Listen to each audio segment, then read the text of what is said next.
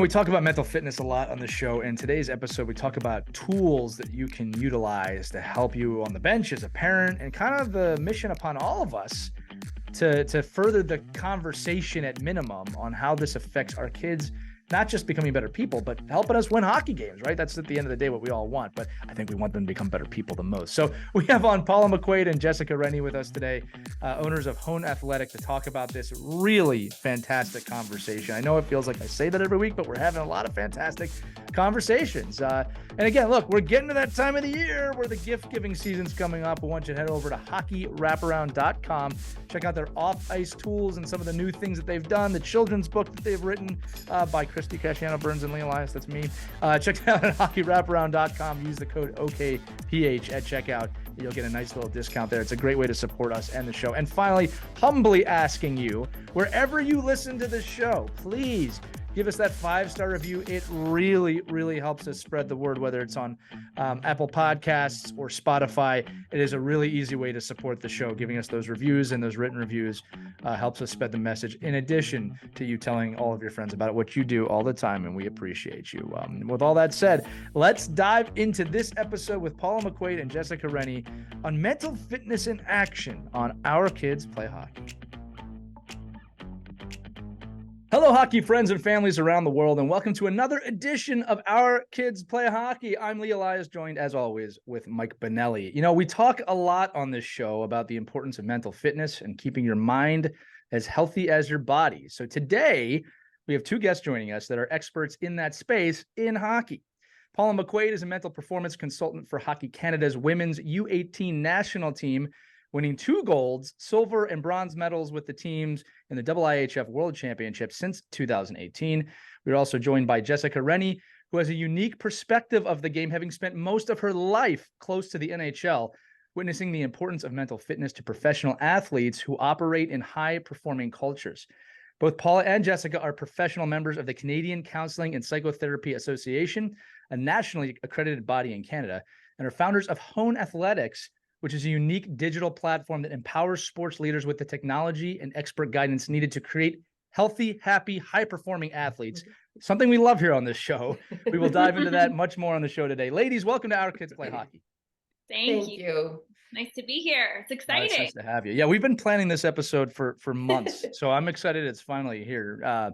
So thank you both for here. Paul, I'm going to start with you real quick because I said in the open, I know our audience, I know what they like to hear about. So let's just start with your experience with Canada's U18 team, your role of mental performance consultant. What does that mean? What are some of the challenges you've seen? And if you can even begin to try and describe the medal, winning a medal, what that is like for you. It's undescribable, but I always like to try. Yeah, that's a great question. So what does it mean? The MPC role that I've played has been phenomenal. It's something that I kind of didn't know that I would be going in that direction, and coming from a therapeutic background, it kind of lends itself a little bit differently to that position. So I was able to kind of do the typical things that a mental performance coach would do, but also go into that. I have that therapeutic background. So I think personally, that marries really, really well in sport, especially when we're dealing with younger individuals. In terms of what it's like to win a medal, it depends which ones you're talking about. That's fair. That's a fair point. Yeah. So, however, you get as much learning, regardless which it is. And over the years, I've been lucky enough to do it for, I think it was 6 years. And you recognize how you yourself shift in this role. So while the athletes, they were all U18, so they're kind of in a similar space. So year after year, you have amazing groups of young women dealing with very similar things. However, my opportunity to evolve really happened throughout those years, and especially seeing like after COVID. So a lot of things happened after that where these players hadn't played for years. And then so the things that we didn't even think of, like thinking about how come we're seeing so much emotion or what's going on here. And it was such a stage that they hadn't been on in years, which was a cool opportunity as well. So being mindful of the stuff they're going on and how their world and how their environments impact them. I will speak to you about the last gold medal we won. There you go. That sounds like a happy memory. Yeah. Yeah. Well, for us it was. Right. Yeah. Not for us, but for you, no. well, for the purposes of the show, we'll just say it's happy for everyone now. Thank you. Yeah. It was intense, as it always is. and it was very neck and neck, and usually you guys pull it out. So you're never relaxed, and sitting shoulder to shoulder, literally, with the other team's people. And it was about, we were all kind of excited and cheering, and about down to the last minute or 2 minutes, we just stopped talking. There was nothing. Everyone was just sitting there. And then, of course, the buzzer went, and we were thrilled and excited and jumping together. And you're just so pleased for the girls.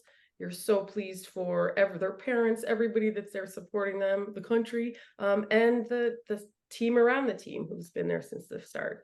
So yeah, it's pretty amazing. You know, we always talk about the greatest rivalries in sports, and people say Yankees, Boston, or whatever. And I always say, like, USA, Canada, women's hockey, not only does it span now generations and decades, but age groups like this, it's an eternal battle. And again, I think it's one of those things that unfortunately in the media, they don't do the best of really diving into, like, showing how much this means. And then also the level of preparation. You talked about COVID, and I remember the women's national team wearing masks in one game, and that they had trained to do that. We had someone on tell us that they had trained for that.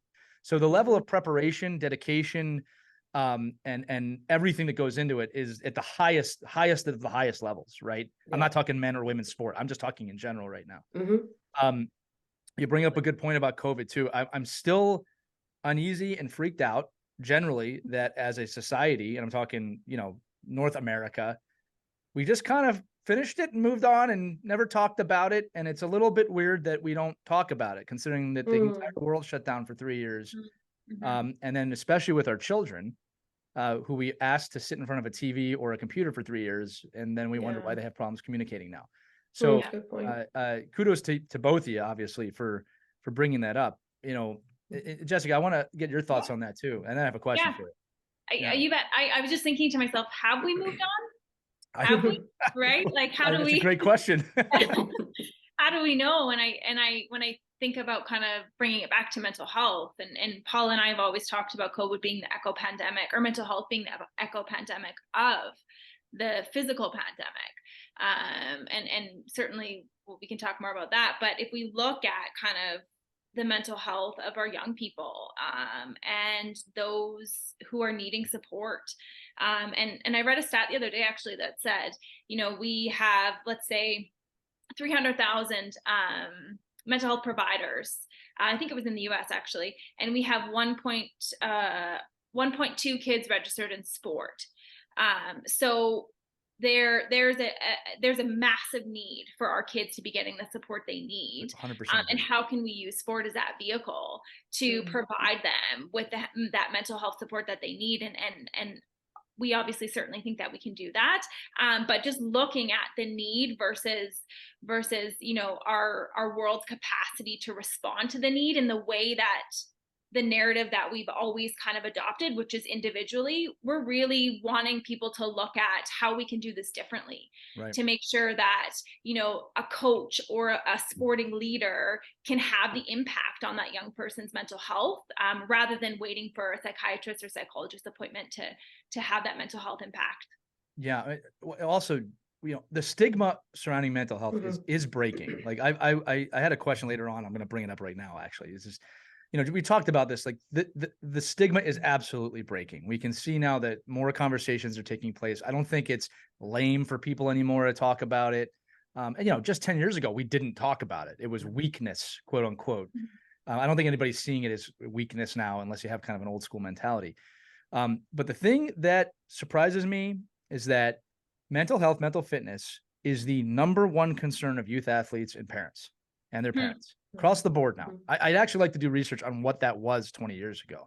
I wonder if it was like ice time or something like that, right? But now, as of today, for everybody listening, for the number one concern of young athletes and their parents is mental health.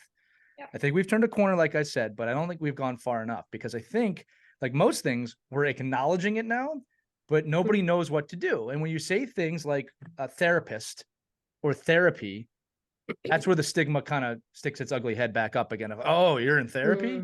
I proudly say my family sees someone. All right. It's not a weakness to me. I want to see someone. We want to be the strongest family possible. And it's just like, I say this all the time, it's just like going to the gym. You wouldn't say, I'm going to the gym to get stronger. And somebody goes, oh, you're doing that? Oh my. Oh no. So again, the question's for both of you here. What are some action items? What do you see really as experts in the space? What are the next steps that we need to take to continue to break down those barriers? And what are some action items for the parents listening and the coaches listening that we can do to further, advocate for stronger mental fitness within the locker room? Yeah, I think this conversation, right? Mm-hmm. I think at the end of the day, having conversations about sport specific mental health gives our athletes and our leaders permission to talk about it, because it exists. Right. All 4 of us sitting here on this call, we all have mental health. It doesn't just come in when we have an issue. It's like physical health. We have it all day, every day. So I think in so many ways, and Paul and I see this so often in our work, and Lee, you said it, that, the awareness is there, but it's the now what. Right. It's the like, okay, so what do we do? And how do we create a space where coaches and leaders and parents feel like they actually have agency and can do something here? So for me, it is really about bringing that conversation into the dressing room, into the rink, not just having it on the ride home, but actually physically marrying the athlete and the leaders with mental health and specifically kind of sport specific mental health. Right. So I think that's an awesome place to start. Agreed. Yeah, I love how, sorry. No, go ahead, Paul. Well, I love how you said, Lee, that you proudly say that your family participates in therapy or whatever modality you do. And we call it family team building, but it's we go to a therapist together. Right on. Yeah. Cool. And I love hearing that. And I think that's, like, we talk about modeling so much with coaches and the people around our young athletes. Model that, share that. And when you start talking about it openly, then that stigma reduces. Right. Yeah, that's fantastic.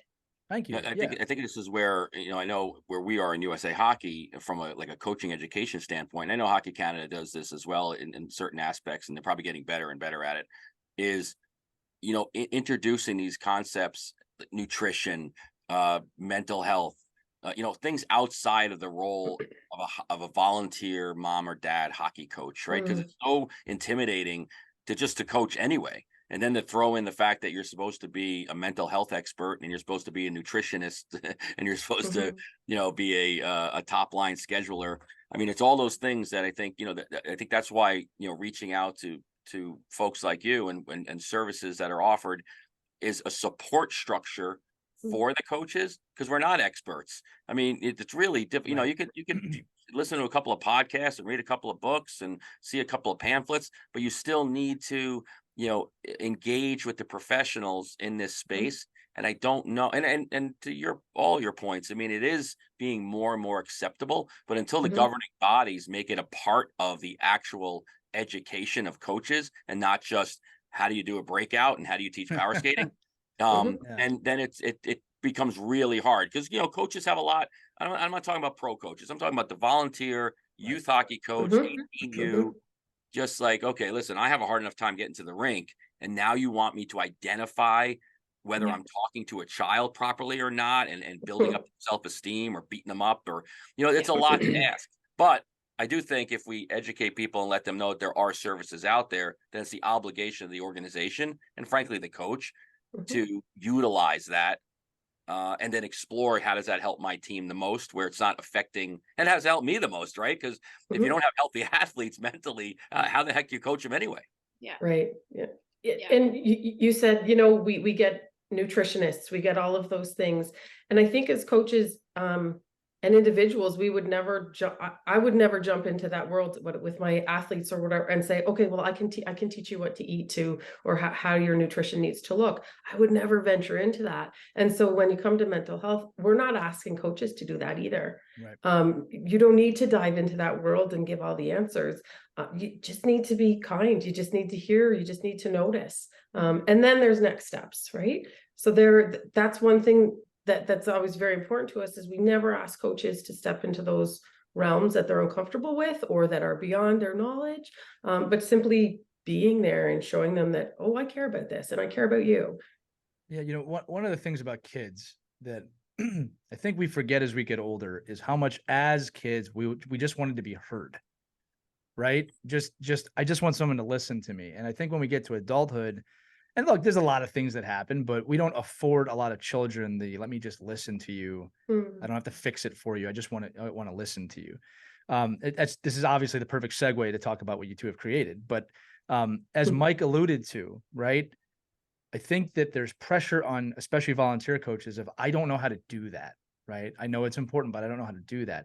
And you two have created something pretty amazing. Again, I'm jumping all over my questions here, which I love. It means we're having a good episode. But again, you founded Hone Athletics. We spoke about it in the open. It's a brilliant piece of technology, and I'll let you, go on further if I get this incorrect. But basically, it surveys the athletes anonymously with questions dealing with the mental side of performance, and then it reposts them to the coaching staff in a way that they can just consume the information of how is my team where are they at? We talk about the importance of meeting athletes where they're at, and you've kind of created a tool to do that. So I think we should dive into where that came from, and then also please dive into how it works. Yeah, Sure. I'll kind of talk about a little bit around where it came from. So Paula and I spent a lot of time working with teams around mental health. We certainly saw a niche and a need to address sport-specific mental health with teams. So we spent a ton of time I think we always call that our R&D phase, 5 years of really digging in and working with teams. And then in working with individuals, privately as well. And what we saw was that, our teams were wanting to learn more and wanting to have these conversations. And so we would do those sessions. We would ask the coaches to leave the room so that our athletes could answer honestly. And then without a doubt, 2 hours later, when we got home, we'd get a call from the coaches, and coaches would say, okay, what happened? What can I do? Right. Right. So, and in our heads, we were like, okay, we got to shift here. We got to shift because this is about co-creating an experience, right? This is about having everybody a part of that conversation. So we said, coaches, come back into the room, and had these wonderful conversations, and looked at how we could really start to access and impact more athletes, and scale our services to a place where, they didn't have to be in Calgary, Alberta in order to access us. So that really is the foundation for Hone. We're very well versed in kind of the sport specific research when it comes to mental health. So we took a lot of time making sure that we were creating something from sport for sport. Right. A lot of the time when it comes to mental health initiatives, we create them with non-athletes, and then we kind of plop them on athletes and say, hey, let's make this work. And it doesn't, because there's so many cultural nuances. There's so many very specific things that we need to be paying attention to when it comes to athletes. So we really created something specifically for athletes and specifically for that culture. And I don't know if I don't want to talk a little bit more about kind of how it works. It's very simple. It's very easy. I want all the coaches to stay on the call. No, Jessica, I'll do it for you. Like everybody listening, I took a look at this. I don't think it could be any simpler. Yeah. It's actually so simple to the point I could see someone saying, well, it's too simple, right? Yeah. But that's at the end of the day, that's what you want, right? I like it. Yep. I think what's important too is to understand that, look, when I work with teams, and everybody listening has heard this, but I always start with trust, right? You have to build that trust because you're not going to get honest results or answers from anybody if the trust isn't there. But the second thing I talk to about coaches is do you know how to motivate your athletes? Right. And I know a lot. Like I just motivated them the way I was motivated. And I said that it's a huge mistake to assume that anyone's motivated the way you're motivated. So, I could see a coach playing a little bit of devil's advocate, Mike, and you can too. Like I like to bring up the funny objections and then support you. But I could see somebody, well, how is knowing how my team feels going to help me with practice? Because I plan this practice. And if they come back and say, I'm just not feeling great today, how am I going to do my practice? And it's a few things. Number one, it's not about you. It's not about you and what you created. It's about them. Right. And if they're not mentally in a place to receive the information, I don't care how good your practice is. It's not going to work. Now, again, I will make the argument this would work at the pro level too, but we are talking specifically youth athletes. Mike, I can see you chomping at the bit here. Go ahead. It's like, look, it's just like doing lesson planning. Like maybe like if I'm a coach scared to use a platform like this, it probably says more about me than my athletes. Like because I don't want to know what their mental health is, because then I got to deal with that. Like, you know, if I have to deal with kids that have anxiety, or kids that don't like to get yelled at, or kids that need to be coddled, or kids that have other stressors in their life, that doesn't concern me as a volunteer coach. I'm like, I don't care what that kid's doing at school. Like, because that doesn't concern me. I don't care if their girlfriend just broke up with them, or, you know, they have a fight with their boyfriend, or whatever it is. Like, and I think that's where it's so, that's why I got into coaching, because it's teaching, it's mentoring. It's not just about winning hockey games. Hopefully. I mean, there are a lot of teams that say, I don't care what your mental health is. I just need the top 18 athletes. And if you're a weak athlete mentally, then I'm just going to replace you anyway with a kid that in my mind, in what I see on the surface, looks like a strong athlete. But you guys could speak to this more than anyone. Like, how many athletes look strong that are really struggling inside, and that doesn't manifest itself until after they're gone from me, right? They're no longer with me, but at the end of the day, I have an obligation in that time I have them to help them, teach them, mentor them, not just to say, oh, please just get through the next 6 months and then move them on. And I think that's why, you know, any addition to these type of programs is scary for a lot of adults, because then they're faced with the fact that they have to deal with it.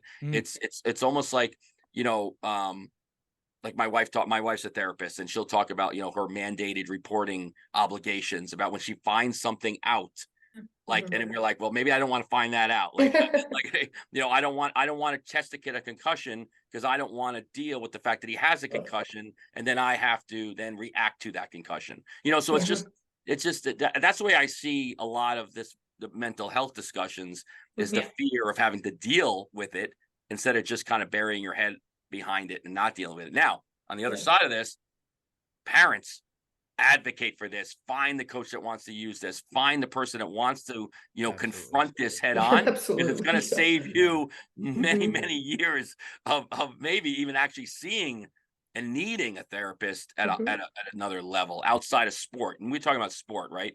But there are human beings. These kids, they're only playing hockey with us, you know, 3 or 4 hours a week. There's the rest of their life that's going on.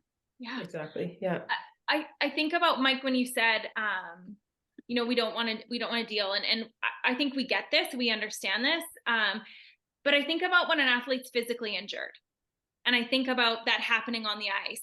What happens when an athlete's physically injured on the ice? What happens? We rush in to support that athlete. And maybe they broke their leg, maybe they did something, we send them to the hospital. We don't sit there and think to ourselves, oh shit, am I allowed to swear? Sorry, I shouldn't. Go for it. I mean, you know, I'm not splinting a kid in the locker room, right? I'm not putting splints on, saying, hey, listen, I think you have a fracture of the tibia. Exactly. And no part of you thinks you should. Well, And no part of you thinks you should. We make the kids kneel. We make the kids kneel on the ice as an acknowledgement that someone is injured. Yeah. Like, think about that. Yeah. So we don't have to reinvent the wheel here. We don't have to reinvent the wheel. Sport does a beautiful job of rehabilitating physically injured athletes. We just need to do it with mental health too. Totally agree. And when we talk about they don't want to deal with it, you're dealing with it. And when I kind of hear that, it makes me go to like, you're dealing with it, but perhaps not extremely well if the head's in the sand, because it is there and they're showing up with it. And if you want a group of 18 players who you just want to be strong and get there, it's not mutually exclusive. You need them to be mentally okay. And that doesn't mean everybody's in amazing mental health, but that they're supported can make such a massive difference. And I'll take the stigma a step further, just because I think, as you guys said, and Jessica, you said this so wonderfully at the beginning, it's about awareness, right? So I talked before about how my family sees someone. Well, the common question I get back is, well, what's wrong? What happened? Right? And it's like, well, you know what? We're trying to be the strongest family we can be. Yeah. Right. So it's not like I'm wearing a cast or something here. It's yes, obviously we have every issue that every family has. We're just taking steps to become the strongest family we can be. And we don't regret that. Right. And every single family has these issues, and every single family, some of them more, some of them less. I'll also mention too, we're very fortunate to be in a position where we can go do this. That's not true for everybody. Yep. All right. And this is also though where community and family plays a tremendous role, something I think we've gotten away from in recent years, where coaches. Yeah, right. Like you used to be able to go, coach just wasn't your ticket to the next level, right? This was someone you could trust and buy into. And just from a societal level, I really love us to see us get back to more of a, it takes a village mentality. There's so much fear today about even letting anyone else talk to your kid. Which I get. I mean, it's sometimes it's justified, especially with the web today. But anyway, I'm not trying to get off track. My point is, what both of you are making is that it's a strength builder to be mentally fit. All right. Also, let's flip it to the parents that might be like just trying to get their kids to the next level. This is an asset for your kid to be mentally strong. It's an asset. We all could say this. All right. I have seen, I just feel like I say this a lot. I have seen unbelievable talent, professional level talent fail because they don't have this piece, right? Especially today. It is essential, if you would like your child to succeed really in anything, that you spend the time, or at least have the awareness of, maybe I should look into that. Yeah. Hey, son, hey, daughter, how are you feeling today? Yeah.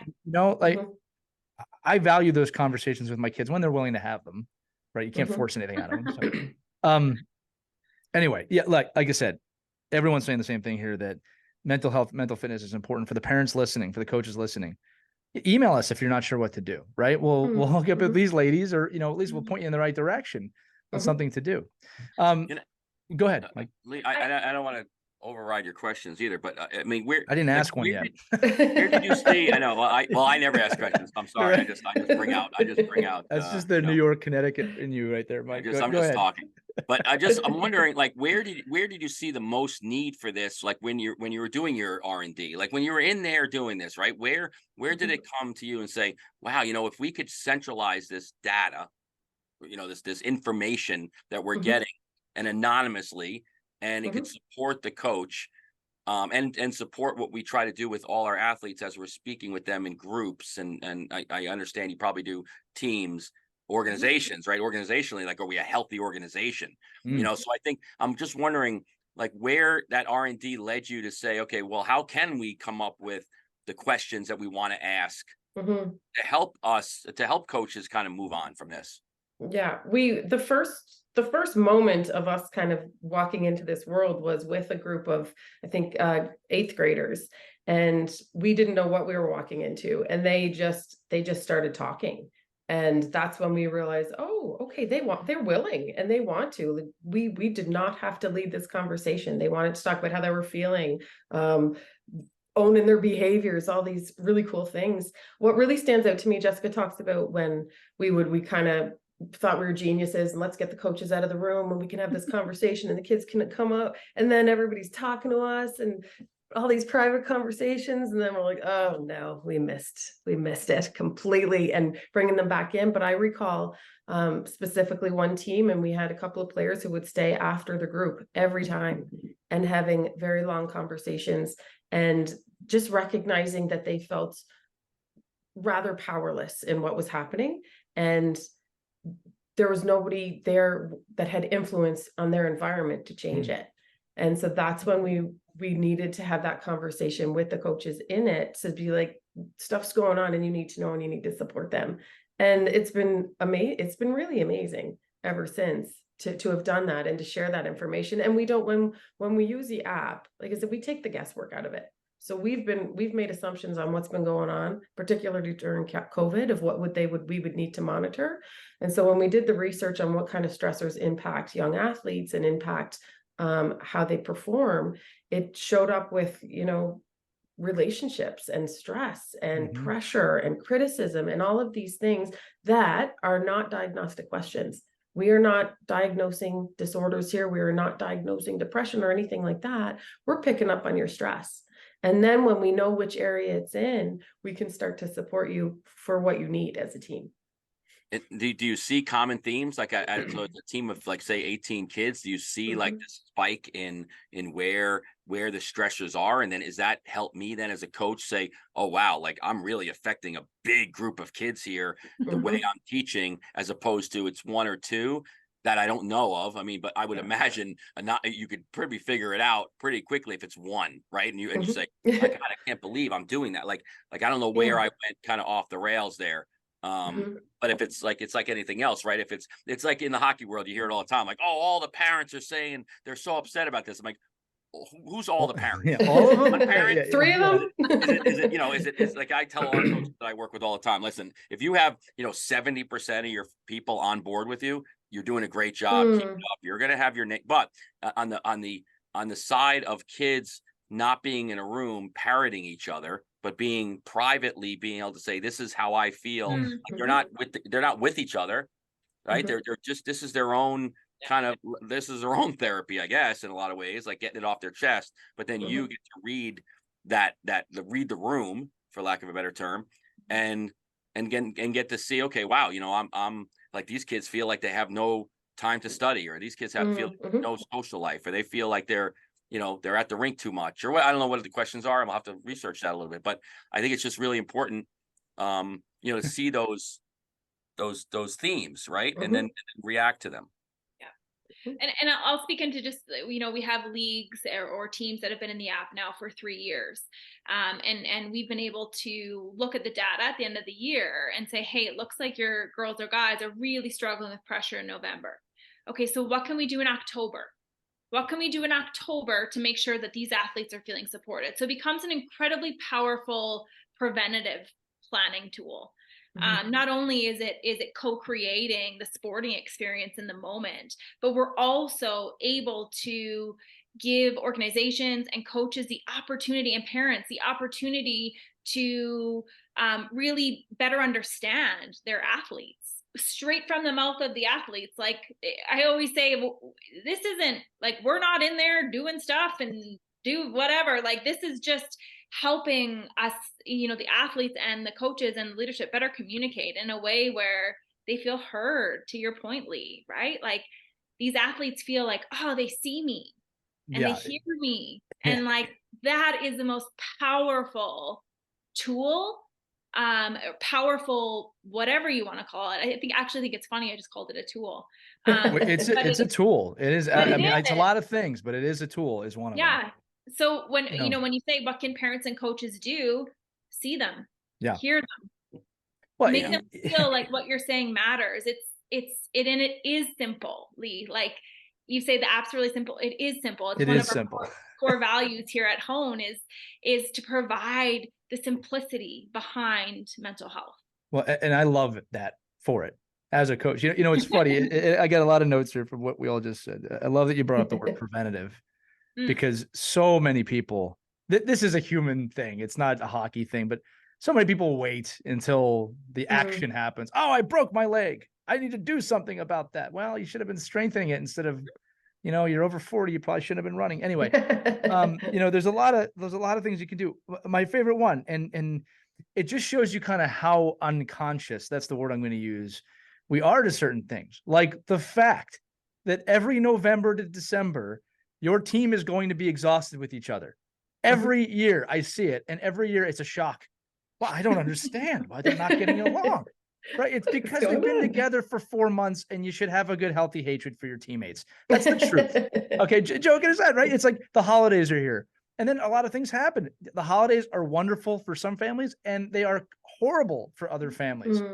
How are we not anticipating that, right? So again, I love having the data, because you can, whenever you have data, you can point to it. It's like, no, it's there, right? I'm not making this up. But preventative stuff, I always tell coaches when I work with them, you want to avoid winning. I mean, you want to avoid winning. Want to avoid losing streaks. You prepare for them before the season starts. You don't not talk about them. If we go on a losing streak, what are we going to do? The other note I have here, that I thought was really important, and this is from what everyone said, right? First off, the environment has to exist for kids, actually coaches and parents, to express themselves. right? And I don't think we spend a lot of time in the hockey world creating the right environment for that to exist. When the environment's there, it's amazing what kids will share, right? When they feel like they can share. Then the other thing was this, and actually, Mike, you said something that made me write this down. And I think this is Finally. actually Nice. There you go, Mike. You did it.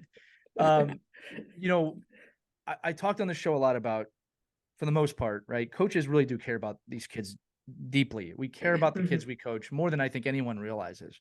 And no coach that I know, no coach wants a kid to feel helpless ever.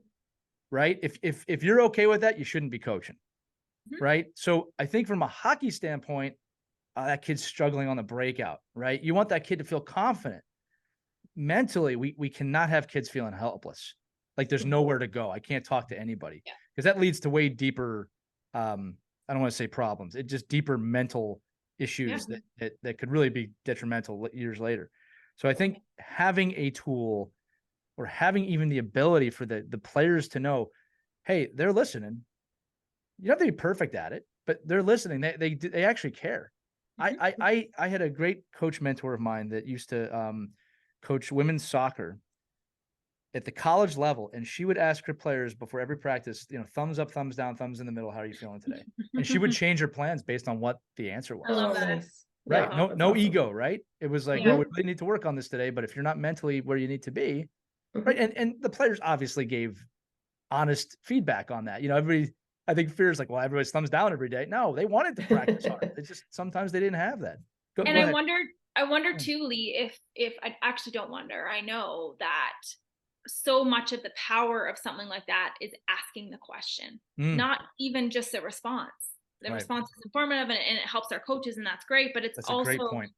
We have to be mindful of, the power of having a tool like Hone and the impacts that it creates, just in the fact that we're bringing that into our team and into our organization. That is, the foundation for starting this journey and creating this culture. And I think Paula speaks to the culture so beautifully, so I won't, but I think you hit on something so wonderfully, and that is, how do we create that culture in sport, to ensure that our teams, our coaches, our athletes, everybody knows that they can, this is something we talk about here, right? This is something I'm going to mirror your answer from the start of the episode. You have conversations about it. That's how you start to learn how to create those cultures. And it's a day one implementation, right? You don't wait. You don't wait to implement a culture, right? It's a day one, minute one of the meeting. Here's the culture we're going to create, and here's what I want to establish. And maybe here's how I'm going to be vulnerable to your feelings, with the understanding that you need to give me the best that you have every day. Right. We're not having those conversations. No. And the culture is going to happen. Culture happens. Right. So do you want to be at the front of it, or do you want to be kind of sweeping it up if something's occurred that somebody stepped in this culture? You're like, oh no. Okay. Let me talk to the coaches. Right? You're not going to win if you don't have it. Right. No. I've never been on a team that won culture where everyone hated each other. It doesn't happen. Right. Go ahead, no, Mike. Mike's got it. I'm looking at No, Mike. I'm just saying all your points are like that. Our job is not to like break the kids. Like the job is not to like, oh, I'm going to break this kid. Like, it's not like, it's not bull riding. Like, it's like at the end of the day, I just got to have a broken kid and then I can build him back up. Like, I don't know if that's, I think that's just a hard, way to go about working with youth athletes or any person. But I think it's just a matter of being proactively looking at tools to set yourself up. Like if I was building a program from day one in scratch, like you would say, okay, well, what are the tools that I need? I need these teaching, training tools on the ice. I need these mental tools. I need these nutrition tools. I need all these different silos of where I want to have the pinnacle of my athletes, so that I, ultimately to win, right? You're putting a program together to try to win. However you define winning with the age group you're with and the level you're at is really, up to you. But if winning is, and Lee, we talk about it all the time, right, on this show, is if winning is the kids play again next year, then you won. If that's the whole idea, is if we had kids that are playing and love coming to the rink and love the experience and love what you've done for them, for that time you had them, then you've won. And if this could be a piece of that, and it should be, whether you use Hone or just dealing with mental health or having conversations or researching what you guys have done in the field, like that just helps. Like anything you can do to add value to your team outside of, you know, your 60-minute practice slot and your great scheduling ability, you know, is going to benefit your kids across the board. But again, we speak mostly to parents here, and parents demand this. Like parents should demand this be a piece of what you're the consumer. You're a parent. You're the consumer. You have the ability to have a $200,000 stake in each team, to have that team. But Mike, the warm-up jackets. Far more important. The warm-up. No, it's a great point. I gotta go to Boston. I gotta go to Boston again next year. Great. It's an excellent point, though, and in all seriousness, that's kind of sometimes what it feels like we're up against. Right? Is the warm-up jacket. And it's like I said it for a reason. Hey, like I have a little guy, he's playing this year, and like I understand, like, you know, feeling like you belong and all that stuff's really important too. This isn't an either or for me at all. Right. Because every single thing we do there's meaning behind it. And it's really, I think, creating and starting to say, hey, like, you know, we're doing this in sport. Let's do it intentionally, and let's ensure that we are providing our young people with what they need, not what we think they need, with what they need. Yeah, no, Jessica, I agree with you 100%. And here's the thing: is that my gut tells me if you went to the parents and said, "Hey, for this little extra, you know, we're going to have a world-class mental fitness program that's really going to help the team win," which is true. Not gonna. I mean, they're going to go, "Well, we spend all this money." Okay.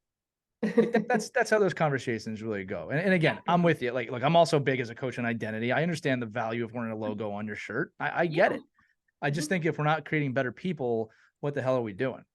I'm actually going to use that to segue real quick. You know, I've had the real honor and privilege of interviewing a lot of people high up in the game. And it's funny, and even to the NHL level, one of the things I hear coaches say is that, you know, if you don't focus on the person as much as the player, you're not going to succeed long at the pro level. You know, we joke, Ted Lasso spoke a lot about this too, and people think that's a fairy tale show, but everything I saw on that show, I'm like, wow, this is really applicable to today's athletes. Who wrote that show? Who wrote that show? Like he did. Jason brilliant writing. Did he write? Yeah, he did. Yeah. Well, and the guy who played Roy Kent, he wrote it too. Two others. Yeah. Like they hit it so well. Anyway. Right. No, I look, I bring up that show because I do a lot with that, and I personally lived in England for 3 years, so I have a lot of like things that go back and forth with that, but it's real. Everything they speak about outside the magical thing of the show, it's real. Those conversations are real. And again, when I look at the top level athletes, this is a huge part. Now, listen, at the NHL is going through a renaissance right now in mental health, kind of quietly. But we just saw it. I won't mention names, but a coach was just relieved of his duties for potentially infringing on, you know, the mental well-being of his players. So the players are not standing for it at that level anymore. So one of the things I wanted to ask, Jessica, to you specifically, again, you've been around that level a lot. All right. You've witnessed a lot. In fact, in some of your bios, I read that, you know, it's one of the reasons that you're in this field now is that you were able to kind of watch and see things. So what are some of the things you've learned, and maybe even some of the big changes you've seen, you know, over time, because things are changing pretty drastically at that level? Yeah.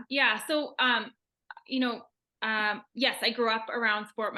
Both my parents were actually coaches, and my dad a little bit more known than my mother, even though we're not going to tell her that. You just did. What are you doing? No, she won't listen, Jeff. She won't listen. It's fine. Fair enough. Right.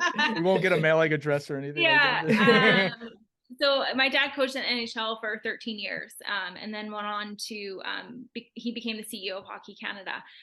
So I was certainly around a lot of things and around sport.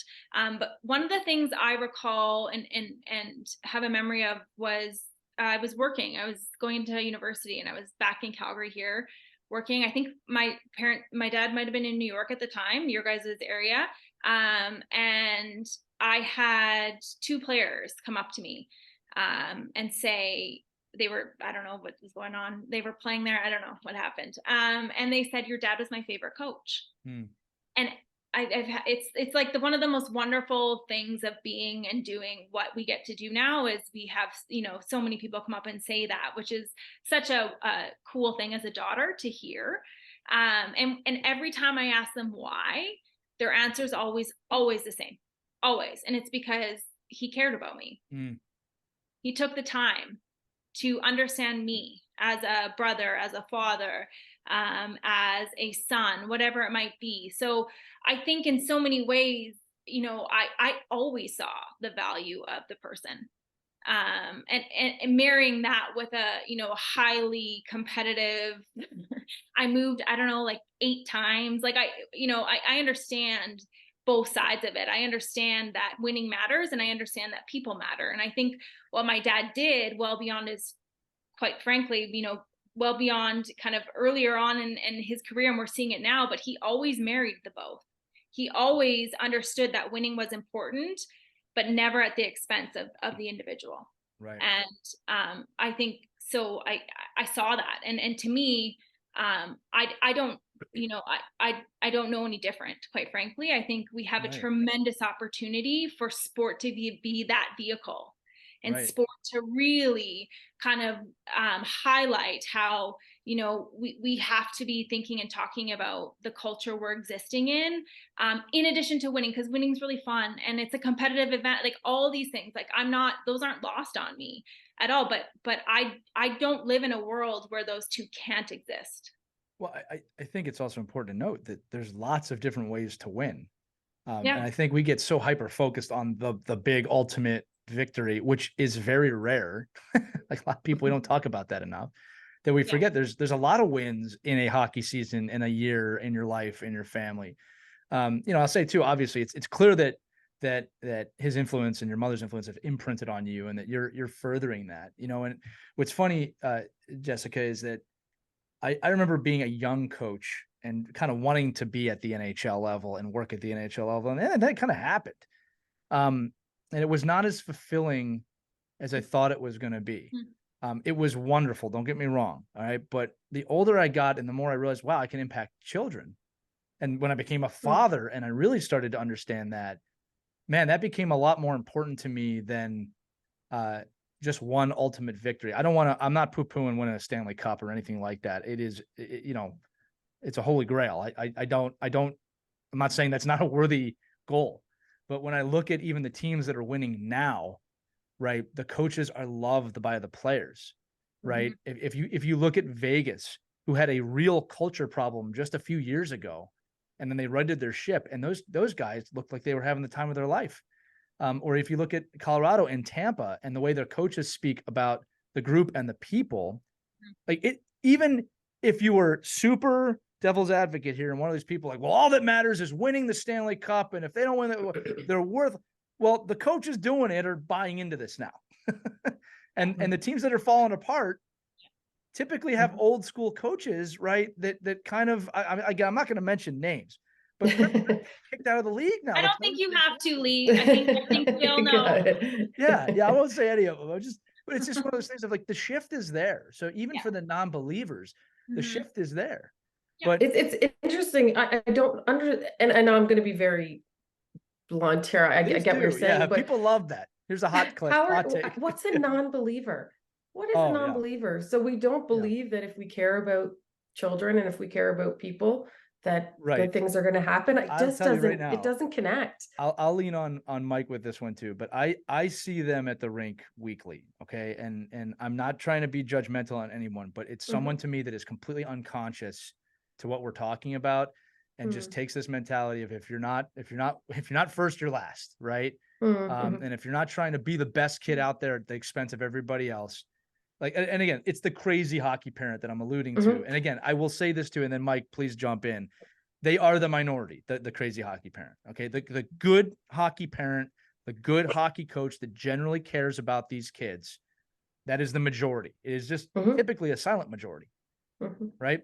But that's one of the reasons we made the show, is to let everybody know, hey, we're good. You're here. You found us. Go ahead, Mike. Well, the detractors are always the ones that say, well, if we didn't talk about all this mental health stuff and we didn't bend to all the kids, we wouldn't have all these issues. Like, we're it's a self-fulfilling prophecy, right? We let the kids talk, and then we realize that they have issues. I'm like, well, nobody had these issues 20 years ago. Well, no, they actually did. And matter of fact, you're a coach. If you really look back on it, you had these issues. And you didn't discuss them, and you didn't let that be explored, and you didn't have somebody supporting you. And then I say it all the time, just as far as even the way we coach just regular X's and O's and practices and training. We coach like we were coached until we're educated not to do that. Right. So we coach the same way. Every rink I walk into every single night, this whole week, I will see 25 kids in the corner doing 5-circle crossover drills for 25 minutes, and coaches will wonder why the kids aren't engaged or interested or learning. And I'm like, well, because your practice sucks. I'm bored. The kids are not engaged. They're not learning because they're bored. They're bored out of their minds. And it's the same thing with any any educational piece, right? We talked about it in the coaching education program. Like if you went to a surgeon and talking about getting an injury, right? And they said the surgeon pulled out like a saw and told you to bite on a bone because of the pain, you say, well, what the hell am I doing? But that was accepted at some point, right? It was accepted to have not that long ago, to be fair, not that long 200 ago. years ago. We've evolved. And I think that's in X's and O's. We've evolved our practices and how we teach kids. We've evolved in how we can discuss kids and allowing children and adults to discuss what we want them to discuss. So I think there are far too many people still out there, and I don't even know. I wouldn't call it old school. I would just call it, just people that aren't interested in developing and learning and evolving. Would be just like, hey, listen, these kids they just got to toughen up. It worked for me. Yeah, and work for me, right? And I think that's, and again, and there are some things like listen, I will say 100%. I think just as a person in the trenches with kids, that they need discipline and they need a little bit more, accountability, and we have to not maybe do so much for them, as far as being prepared for games and practices. But I don't think not speaking to them and not educating them and not allowing them to voice their feelings and concerns is not one of them. But again, part of a holistic approach to how we look at kids. Yeah, it makes me think about something you just said. We would never hand young hockey players equipment and say, go put it on, and they've never seen it before, and then walk out the room and expect them to come out dressed and then yell at them for not having it on correctly. And right. And so, but when it comes to mental health, we're like, take care of it. And then expecting them to show up ready to go. And it doesn't work. And I say to the coaches who are kind of skeptical and not really sure we'll go that direction, try what would happen if you tried it? So A, you're either going to be proven correct, which you're not, or B, or B, something really cool is going to happen. And I wonder how, if it does take vulnerability to do that. I think about my time as an NPC, and that was, when I do that, it's I like myself most during that, because I love caring for them and working with them and doing whatever I can to help them achieve this incredible goal. So as coaches, how do you feel about how you're coaching? Is there, if we can reflect on that, is there a few tweaks that could be made? And is paying attention, is asking them I had a professor who said every morning her kids got up, she would ask them the exact same question, a version of how are you, but it was the specific question she asked them every day. And if that answer changed from her child, she would be on alert. And so it's even just checking in every day. How are you doing? If fine. And if someday it's not fine, is that a little indicator that something's up? So it doesn't have to be massive things. Just letting them know that you're paying attention and you care. I'll say this too, Paula, taking this just way outside hockey for a second. Think about how everyone listening, react just when someone shows you a little kindness outside, right? Hey, thanks for doing that, or holding a door for you, or letting you in traffic. Think about how much it affects your day. That's a micro interaction, right? So we ignore those far too much. I actually I ran an experiment on my own social channels where I asked my audience, count how many negative micro interactions and positive micro interactions you have a day. I said, in my experience, 98% of the days are more positive than negative. We're just not kind of mentally trained to look for it. We just kind of let it pass by. I want to leave because we're running out of time here. Like I said, maybe it might be a second episode at some point. You know, I like to leave with actionable items. We've given a lot to the parents today. I think one I want to say, and then I want everybody to share, is, you know, about feelings, right? And that I think for the longest time we told everybody to bury your feelings, don't show emotion, just gut through it. And what I've been saying to kids is, no, I like that you're feeling something. I want you to identify it. Tell me what you're feeling. And then I want you to control it so it doesn't control you. Right? Specifically at the younger ages. Well, I'm angry that we're losing. Good. That's good. You've identified it. Now I need you to control that and get back out there and work. Right? I think that's a far more valuable message of I hear you, I acknowledge you, right? You are angry and that's fine, or whatever. You're excited. It could be positive emotions too.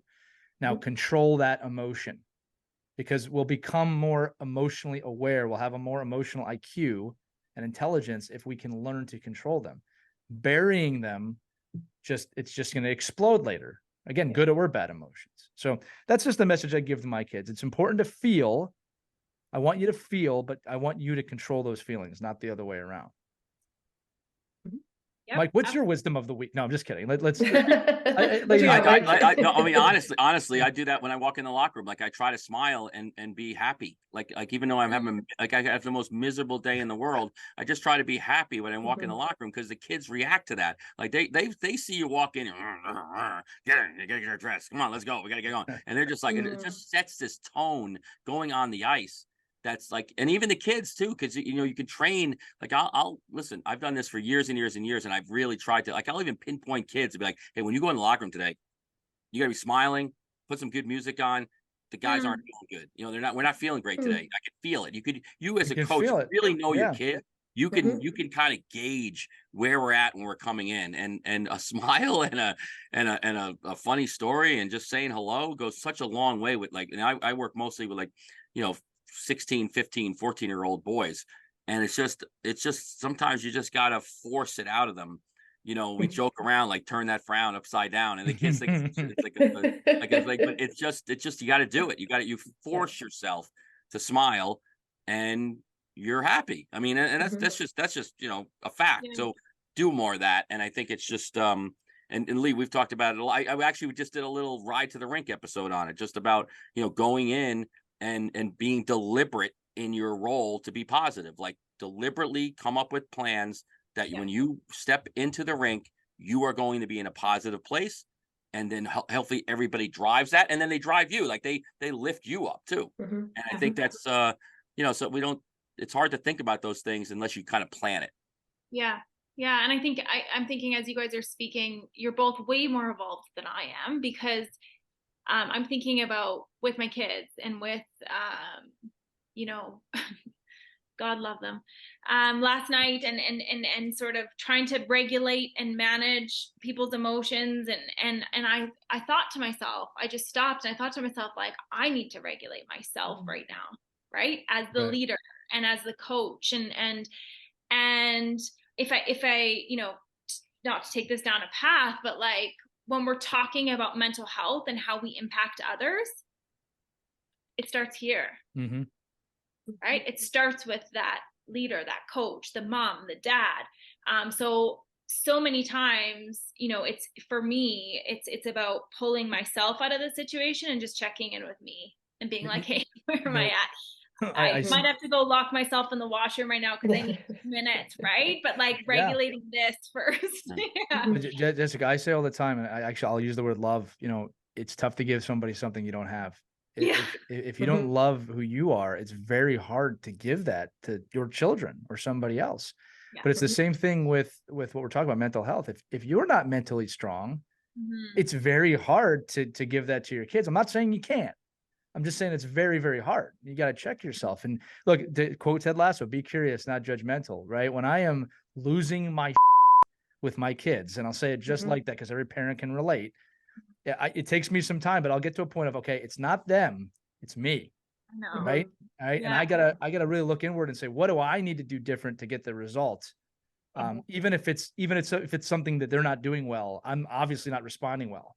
Right. So I think you're losing your nothing positive is going to come back. No, no. Right? It's not, No. it's not how it works. Paula, I keep trying, like something's going to come back. Yeah. The eternal parenting equation for 15,000 years. We tried. But it's like, Right. it's like coaches too, right? Like we're talking about Right. parenting, but like it's coaches. It's any mentor role is that if you're not curious and constantly evolving, and like one of the things I admire about Mike is how openly he talks about, and Mike even inspired me to do this on the show too. Like, yeah, when I was in my 20s and coaching, I sucked. I was a totally different coach, right? You have to constantly be growing and evolving. You can't expect the kids to do that if you're not willing to do that. So if you're the same coach that you were in 1996 today, all right, I'm dating. If you're the same coach you were in 2006 to today, right? That's not good.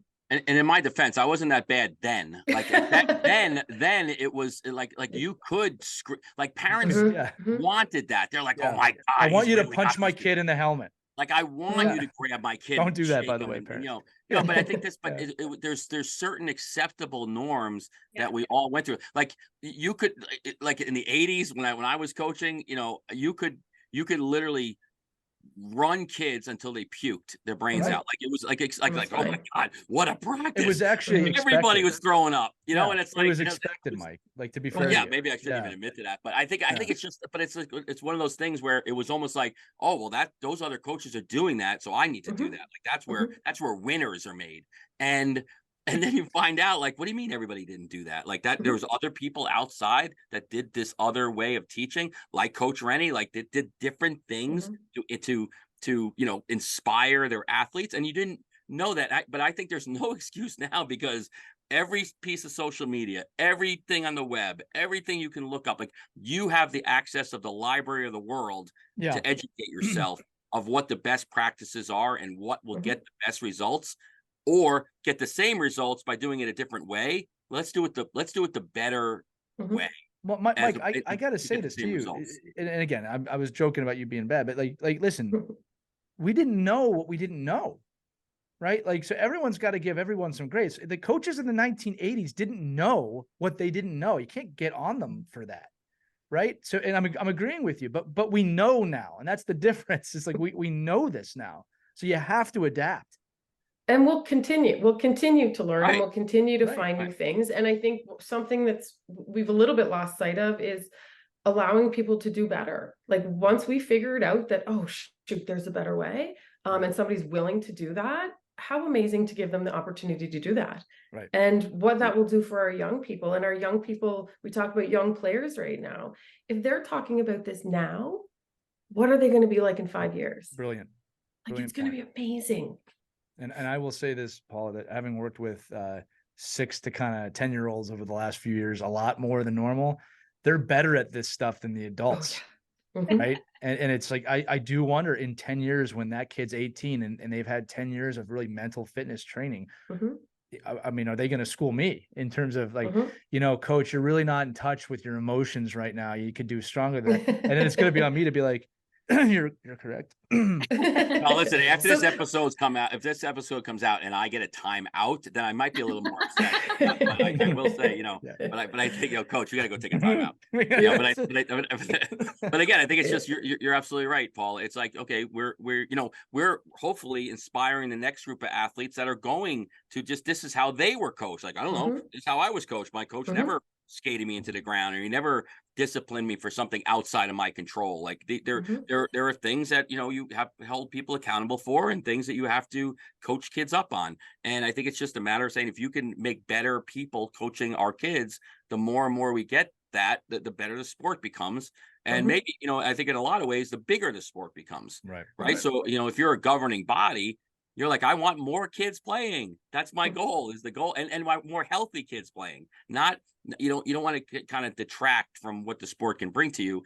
And if you told any governing body in Canada or the US that we have a program we can put in place that's going to give you more athletes for longer periods of time, and if you told me it was like a new shooting technique, everyone would do it. Right. So it's like, oh my God, you could use like that, like the stick they have now that has a little curve in it. So you get more leverage in it. People are like, that's a wacky looking stick. Like I would never use that. But until somebody starts using it and scoring like 50 goals a year, all of a sudden somebody's like, "Ooh, that's a good stick." Like all of a sudden the stick changes, right? So, straight bladed sticks to curved sticks. Yeah. It's the same idea. It's like, okay, we have a new tool that's going to retain more people and make the level higher, and in this case, healthier. Yeah. You got to, how are you not looking at that? Yeah. And hone athletes and hone coaches win. They do, just not at all cost. I love. Oh, that's a good statement right there. So, Paul, listen, I'm going to close this out. I didn't give you a chance for any final tips. I know we're a little over time, but did you want to say anything to the audience before I close this? Oh, I feel like it did. No, I'm a little lost. I feel like you did too. To be fair, I had something in my mind, but no, I'm good. Yeah. Okay. Well, listen, you two have been fantastic guests. Again, I love episodes where if I learn a lot. That means I know it's going to be a good episode for the masses out there. And I just want to thank you both for coming on today, Paula and Jessica, for being part of Our Kids Play Hockey. This was a great episode. Awesome. Thank you so much. All right. If you want to hear all of the episodes, they're at ourkidsplayhockey.com or wherever you listen to podcasts. And if you like this, please give us that 5-star review on Spotify or Apple or wherever you listen. And join our Facebook group, Our Kids Play Hockey private group. Got 2 questions to answer. And as always, if you need to email us with anything, if you want to learn more about Hone Athletics, team at ourkidsplayhockey.com. And I'm guessing it's honeathletics.com still to this day, right? It is. Absolutely. All right, everybody. Have a wonderful week. We'll see you next time on Our Kids Play Hockey. Skate on. We hope you enjoyed this edition of Our Kids Play Hockey. Make sure to like and subscribe right now if you found value wherever you're listening, whether it's a podcast network, a social media network, or our website, ourkidsplayhockey.com. Also, make sure to check out our children's book, When Hockey Stops, at whenhockeystops.com. It's a book that helps children deal with adversity in the game and in life. We're very proud of it. But thanks so much for listening to this edition of Our Kids Play Hockey, and we'll see you on the next episode.